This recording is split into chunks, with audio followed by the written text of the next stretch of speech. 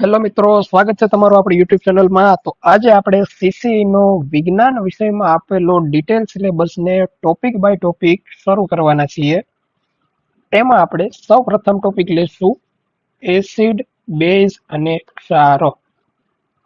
શરૂઆત કરીએ. એસિડ શબ્દ એ લેટિન ભાષાનો શબ્દ છે જે એસિયર તેના પરથી આવેલો છે. એસિયર શબ્દનો અર્થ થાય છે ખાટા પદાર્થો. હવે આપણે જોઈએ એસિડ અને બેઝને વ્યાખ્યાયિત કરવા માટે આપણને ખ્યાલ કઈ રીતે પડશે કે કયો પદાર્થ એસિડ છે કે બેઝ. તો એને આપણે સ્વાદ, સ્પર્શ, લિટમસ પત્ર પર તેની અસર અને પીએચ પ્રમાણે અલગ કરી શકીએ છીએ. સૌપ્રથમ જોઈએ તો એસિડ સ્વાદે કેવા હોય છે, તો એસિડ સ્વાદે ખાટા હોય છે, જ્યારે બેઝ સ્વાદે તુરા હોય છે. એવી જ રીતે જ્યારે એને સ્પર્શ કરવામાં આવે તો એસિડનો સ્વભાવ સ્પર્શે દાહક હોય છે, જ્યારે બેઝનો સ્વભાવ ચીકણો હોય છે. લિટમસ પત્ર પર તેની કસોટી કરવામાં આવે તો લિટમસ પત્રમાં જે ભૂરા રંગના લિટમસ પત્રને એ લાલ રંગનું બનાવે છે, જ્યારે બેઝ છે એ લાલ રંગના લિટમસ પત્રને ભૂરા રંગનું બનાવે છે. હવે આને યાદ રાખવાની કોમન ટ્રીક છે, જે બધાને ખ્યાલ જ હોય છે કે ભાઈ બેઝ માટે છે તો બે લાભુ, એવી રીતની શોર્ટ ટ્રીક છે. એવી રીતે તમે યાદ રાખી શકો છો. જ્યારે ભૂરા ને લાલમાં એ ભૂલા, એવી રીતે યાદ રાખી શકો છો. ઓકે, વધીએ પીએચ માપક્રમ પ્રમાણે. પીએચ કેટલી હોય છે એસિડની, તો 0 થી લઈને 7 સુધીની પીએચ એસિડિક પદાર્થની હોય છે, જ્યારે બેઝિક પદાર્થની પીએચ 7 થી લઈને 14 સુધી હોય છે. જે આગળ આપણે પીએચ માપક્રમમાં જોઈશું કે પીએચ માપક્રમ કોના દ્વારા શોધવામાં આવેલો છે, શું છે વગેરે. હાલમાં આપણે સૌપ્રથમ એસિડ બેઝને વ્યાખ્યાયિત કરવાની જે સિદ્ધાંત આપેલો હતો એમાં સૌપ્રથમ આર્હેનિયસ વૈજ્ઞાનિક દ્વારા જાણકારી આપવામાં આવી હતી, જેમાં એસિડ પદાર્થને કઈ રીતે ઓળખવા, તો તેના મુજબ જલીય દ્રાવણમાં જે H+ આયન મુક્ત કરે તેને એસિડિક કહેવાય છે. જલીય દ્રાવણમાં H+ આયન મુક્ત કરે તેવા પદાર્થને એસિડિક પદાર્થ કહેવામાં આવેલા હતા, જે આર્હેનિયસના એસિડ બેઝ સિદ્ધાંત અનુસાર હતા. તેવી જ રીતે બેઝ માટે કહેવામાં આવે તો તે જલીય દ્રાવણમાં OH- આયન જલીય દ્રાવણમાં OH- આયન મુક્ત કરે તેવા પદાર્થોને બેઝિક પદાર્થો છે એમ કહેવામાં આવ્યું હતું. ત્યારબાદ બીજા એક વૈજ્ઞાનિક આવ્યા હતા, બ્રોન્સ્ટેડ લોરી નામના. આ બંને વૈજ્ઞાનિકો દ્વારા એસિડ બેઝનો સિદ્ધાંત પણ આપવામાં આવ્યો હતો, જેના કહેવા પ્રમાણે એસિડ એટલે કે જે એસિડિક પદાર્થ હશે તે શું કરશે, તો કે તે પ્રોટોનનું દાન કરશે. પ્રોટોનનું દાન કરે છે. જ્યારે બેઝિક પદાર્થ હશે તો બેઝિક પદાર્થનું પ્રોટોનનું સ્વીકાર કરે છે. પ્રોટોનનો સ્વીકાર કરે છે. એવી જ રીતે આપણે જોઈએ તો એસિડમાં જે આપણે જોયું કે ભાઈ આર્હેનિયસ પ્રમાણે એસિડમાં જે H+ આયન મુક્ત કરે, તો જે આયન મુક્ત કરી શકે એ જ પ્રોટોનનું શું કરી શકે, દાન કરી શકે. એવી જ રીતે આ જે એસિડ છે બ્રોન્સ્ટેડ લોરી પ્રમાણે એસિડ એ શું કરશે, તો એને આપણે કહેવામાં આવે છે પ્રોટોન દાતા. પ્રોટોન દાતા. જ્યારે બ્રોન્સ્ટેડ લોરી એસિડના બેઝના સિદ્ધાંત પ્રમાણે બેઝને કહેવામાં આવે છે પ્રોટોનગ્રાહી. આમ અલગ અલગ વ્યાખ્યા પ્રમાણે એસિડ અને બેઝને પ્રમાણિત કરવામાં આવ્યા હતા. હજી એક વસ્તુ કહી શકાય કે બ્રોન્સ્ટેડ લોરી એ એક પ્રોટોન વિનિમય પદ્ધતિ દ્વારા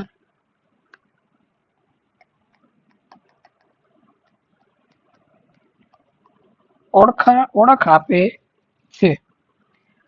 હવે આપણે આગળ જોઈશું રોજિંદા જીવનમાં વપરાતા કેટલાક એસિડિક પદાર્થો. રોજિંદા જીવનમાં વપરાતા કેટલાક એસિડિક પદાર્થોમાં આપણે જોઈએ તો સૌપ્રથમ એક એસિડ આવે છે જેનું નામ છે સાઇટ્રિક એસિડ. સૌપ્રથમ એસિડ આવે છે સાઇટ્રિક એસિડ, જે શેમાંથી મળે છે, તો ખાટા ફળોમાંથી મળે છે. ખાટા ફળોમાંથી. બીજો એસિડ આવે છે જેનું નામ છે એસિટિક એસિડ. એસિટિક એસિડ જે મળે છે આપણને વિનેગરમાંથી. વિનેગર, જેને સરકો પણ કહે છે. બીજો એસિડ આવે છે જે રોજિંદા જીવનમાં આપણે ઉપયોગમાં લઈએ છીએ, જે જોવા મળે છે lactic acid. Lactic acid. Lactic acid જોવા મળે છે દૂધ, દહીં અને છાશ. ચોથો એસિડ આપણને જોવા મળે છે oxalic acid. Oxalic acid. Oxalic acid આપણને મળે છે ટામેટા અને પાલકમાંથી.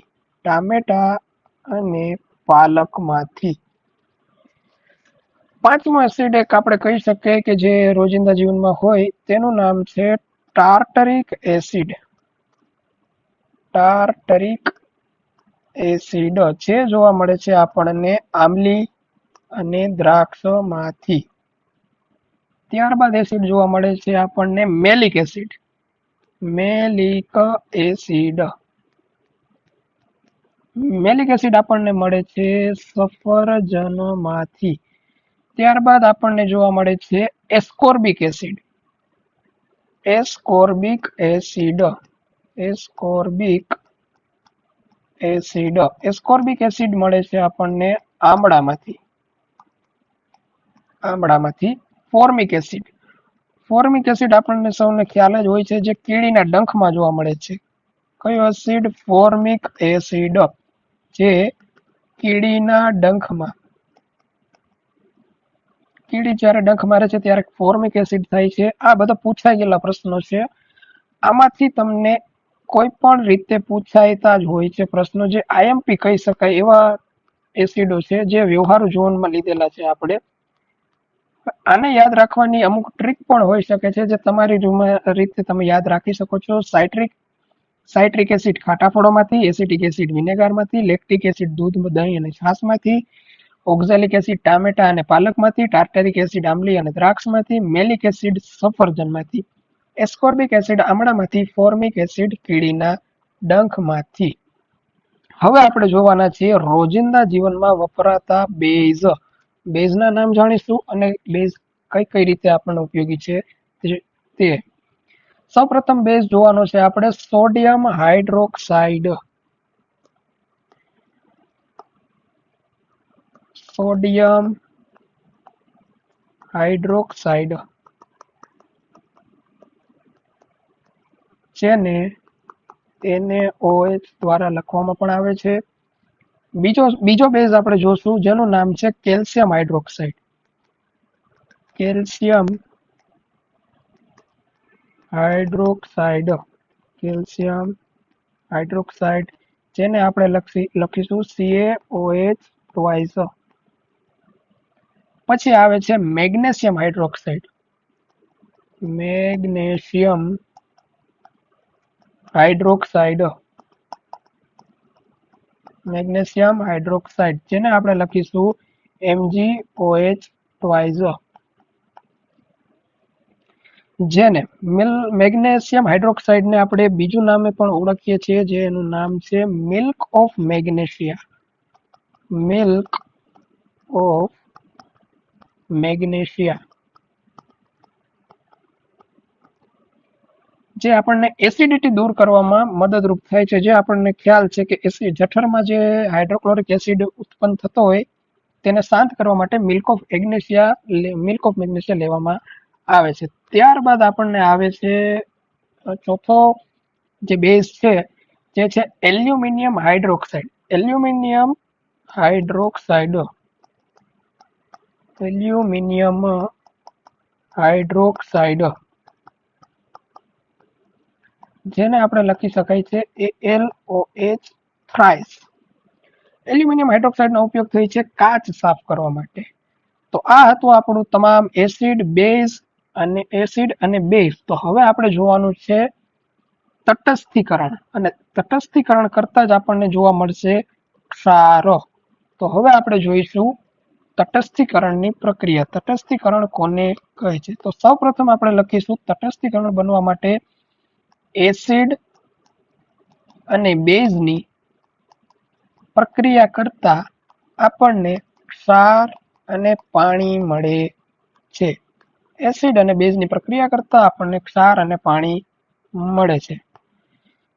તો હવે આપણે અમુક ક્ષાર વિશે જાણકારી લઈશું કે કયા કયા ક્ષાર છે જે જોવા મળતા હોય છે રોજિંદા જીવનમાં, આપણને લોકોને ખ્યાલ હોય છે. સૌપ્રથમ પહેલો સૌને ખ્યાલ જ હશે એવો sodium chloride. Sodium chloride, sodium chloride, જેને આપણે કહીએ છીએ NaCl અથવા તો મીઠું. બીજો આપણે જોવાનો છે sodium carbonate. Sodium carbonate, sodium કાર્બોનેટને લખી શકાય છે Na2CO3, જે પાણીની કઠિનતા દૂર કરવામાં વપરાય છે. પાણીની કઠિનતા દૂર કરવા વપરાય છે. આ એક ઇમ્પોર્ટન્ટ ક્વેશ્ચન છે જે હમણાં PYQ છે, હાલની જ કોન્સ્ટેબલની પરીક્ષામાં, કોન્સ્ટેબલ અથવા તો PSI ની પરીક્ષામાં લેવામાં આવેલો છે. ત્રીજો પ્રશ્ન છે સોડિયમ બાયકાર્બોનેટ. સોડિયમ બાયકાર્બોનેટ, જેને લખવામાં આવશે NaHCO3. સોડિયમ બાયકાર્બોનેટનો ઉપયોગ આપણને ખ્યાલ છે ખાવાનો સોડા, ટૂંકમાં કહીએ તો ખાવાનો સોડા.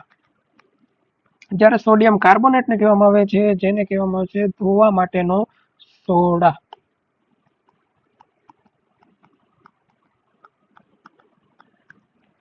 ત્યારબાદ આપણે જોઈશું હજી એક ક્ષાર.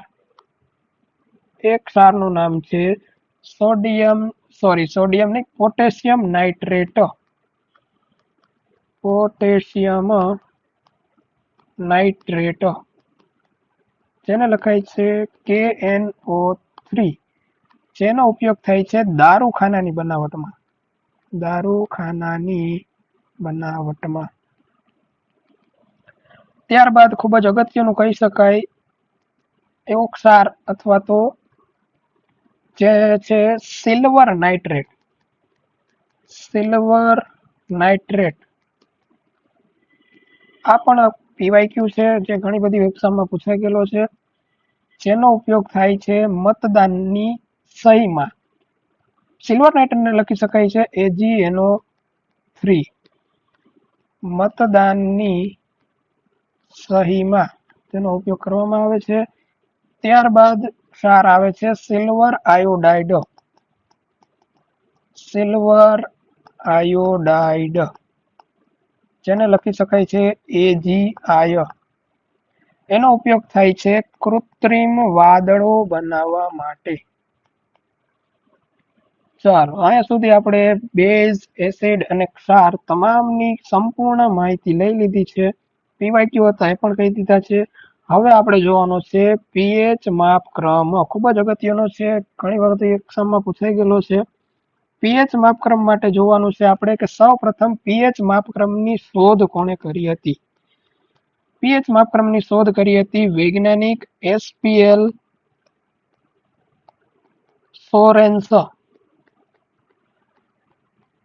SPL સોરેન્સ, જેને pH પ્લસ POH બંનેનું મૂલ્ય આપણને આપેલું હતું 14, જેમાં pH નો મતલબ થાય છે potential of hydrogen. Potential of hydrogen, જેમાં POH નો મતલબ શું થાય છે? POH નો મતલબ થાય છે potential of hydroxide.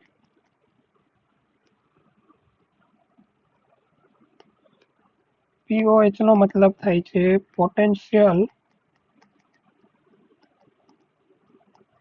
Of hydroxide. Potential of હાઇડ્રોજનને આપણે H+ કહી શકીએ, જ્યારે પોટેન્શિયલ ઓફ હાઇડ્રોક્સાઇડને OH- લખી શકીએ છીએ. જેવી રીતે આપણે આગળ વાત કરી કે pH માપક્રમનો ક્રમ છે એ 0 થી 14 વચ્ચે હોય છે. હવે આપણે એને એક ગ્રાફ દ્વારા સમજીએ તો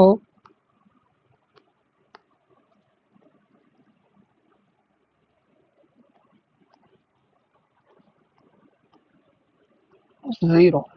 હવે આપણને ખ્યાલ છે 0 થી 7 અથવા તો 7 થી 0 તરફ જતા pH માપક્રમ ઘટે છે. pH ઘટે છે એટલે એવા પદાર્થને શું કહીશું તો એસિડિક પદાર્થ કહેવાય. એસિડિક પદાર્થ. જ્યારે 7 થી 14 તરફ જતા pH માપક્રમ છે એ વધે છે, તો એવા પદાર્થને કહીશું આપણે બેઝિક પદાર્થ. હવે એવી જ રીતે જ્યારે pH વધે છે તો pOH ઘટે છે, અને જ્યારે આ સાઈડ આપણે કહીએ 0 થી 7 વચ્ચે pH ઘટે છે તો pOH વધે છે, પોટેન્શિયલ ઓફ હાઇડ્રોક્સાઇડ વધે છે. તો આ તો આપણો pH માપક્રમ. હવે આપણે જોવાની છે અગત્યના pH માપક્રમ જે આપણને મોસ્ટ પરીક્ષામાં પૂછાતા હોય છે. pH માપક્રમના મહત્વ આપણે યાદ રાખવા જરૂરી છે, જેમાં અગત્યના છે, ખૂબ જ અગત્યના, એ અહીં તમારી સામે લખેલા છે. pH માપક્રમમાં જઠર રસનો pH હોય છે 1.8. સરકોની pH હોય છે 2.5. ટમેટાના રસની pH હોય છે 4 થી 4.4.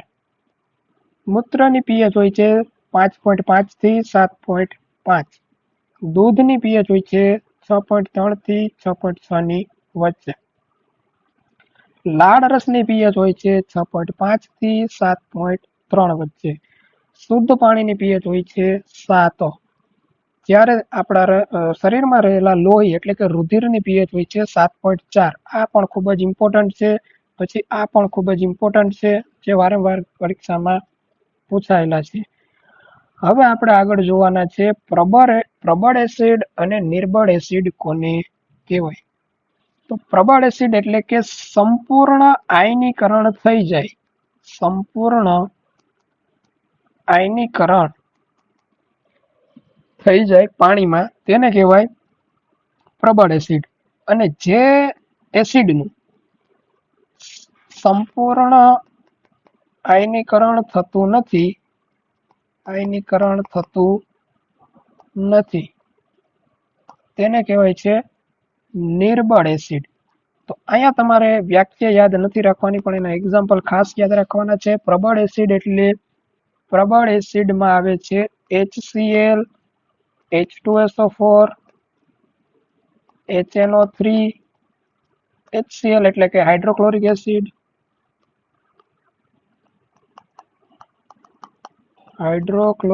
એસિડ, H2SO4 એટલે સલ્ફ્યુરિક એસિડ,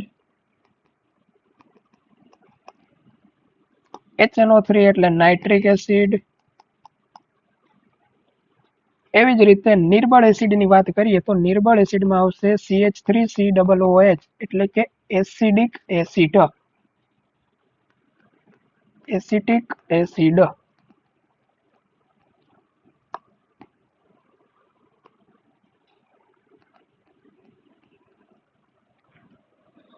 વધી આગળ નિર્બળ બેઝ અને પ્રબળ બેઝ તરફ. તો હવે એના ઉદાહરણ આપણે જોઈએ તો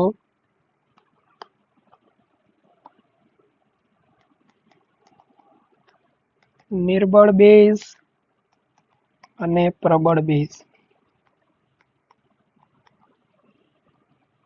એક્ઝામ્પલ તરીકે NaOH, સોડિયમ હાઇડ્રોક્સાઇડ,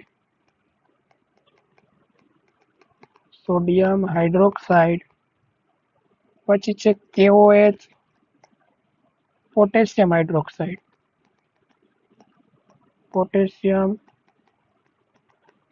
હાઇડ્રોક્સાઇડ. એવી જ રીતે નિર્બળ બેઝ, આ છે પ્રબળ બેઝ. હવે આવે છે નિર્બળ બેઝ. નિર્બળ બેઝના ઉદાહરણો જોવામાં આવે છે તો NH4OH, ammonium hydroxide, ammonium hydroxide અને AlOH thrice, aluminium hydroxide, aluminium hydroxide જે અગત્યના છે, જે નીચે મુજબ આપેલા છે. આ પ્રમાણે નિર્બળ બેઝ, પ્રબળ બેઝ, પ્રબળ એસિડ, નિર્બળ એસિડ ની સાથે હવે આપણે જોવાનું છે દ્રાવક, દ્રાવ્ય અને દ્રાવણ, જેની તમને લોકોને ખ્યાલ હોવો જોઈએ વ્યાખ્યા પ્રમાણે. દ્રાવક, પછી દ્રાવ્ય અને દ્રાવણ. હકીકતમાં દ્રાવણ જે છે એ દ્રાવ્ય પ્લસ દ્રાવકનું મિશ્રણ છે. દ્રાવક એટલે કે દ્રાવણમાં જેનું પ્રમાણ, દ્રાવક એટલે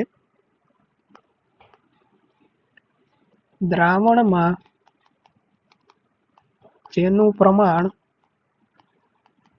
વધુ હોય તે. અને દ્રાવ્ય એટલે દ્રાવણમાં જેનું પ્રમાણ ઓછું હોય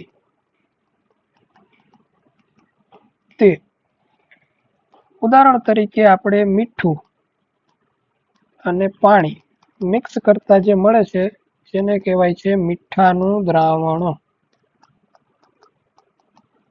તો આ હતું આપણું એસિડ, બેઝ અને ક્ષાર.